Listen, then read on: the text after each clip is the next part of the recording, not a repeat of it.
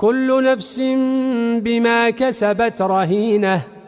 إلا أصحاب اليمين في جنات يتساءلون عن المجرمين ما سلككم في سقر قالوا لم نك من المصلين ولم نك نطعم المسكين وكنا نخوض مع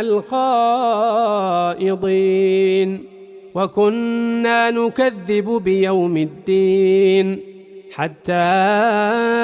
أتانا اليقين فما تنفعهم شفاعة الشافعين